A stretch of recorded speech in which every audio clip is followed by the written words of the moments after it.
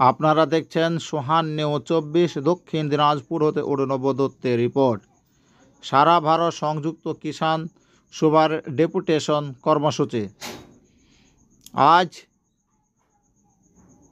20 অর্থাৎ 20 তারিখে নভেম্বর বুধবার সারা ভারত সংযুক্ত কিষাণ সভার হিলি শাখার পক্ষ থেকে তিওড় কিষাণ মান্ডিতে, অর্থাৎ যেটা আমরা হিলি বাজার, হিলি কৃষক বাজার বলি, সেখানেই সাধারণ কৃষকদের কাছ থেকে সহজ শর্তে ন্যায্য মূল্যে ধান ক্রয় করতে হবে এবং এই বিক্রি সংক্রান্ত সব সমস্যা সমাধানের দাবিতে মিছিল করে গিয়ে ডেপুটেশন দেওয়া হয়।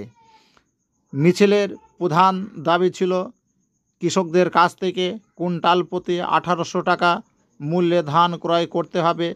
কুইন্টালে 5 কেজি ধান অতিরিক্ত নেওয়া হচ্ছে কেন সেটা বন্ধ করতে হবে। এছাড়াও আরও একাধিক দাবি ছিল।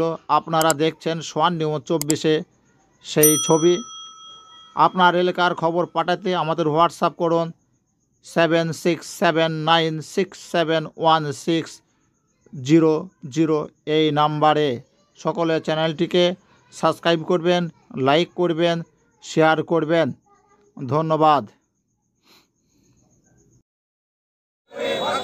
ইনকিলাব জিন্দাবাদ, ইনকিলাব জিন্দাবাদ, সভা সংযুক্ত কিষাণ সভা জিন্দাবাদ, সভা সংযুক্ত কিষাণ সভা জিন্দাবাদ। এই সকল কৃষকের উৎপাদিত ধান সহজ শর্তে ক্রয় করতে হবে। এই সকল কৃষকের উৎপাদিত ধান সহজ শর্তে ক্রয় করতে হবে।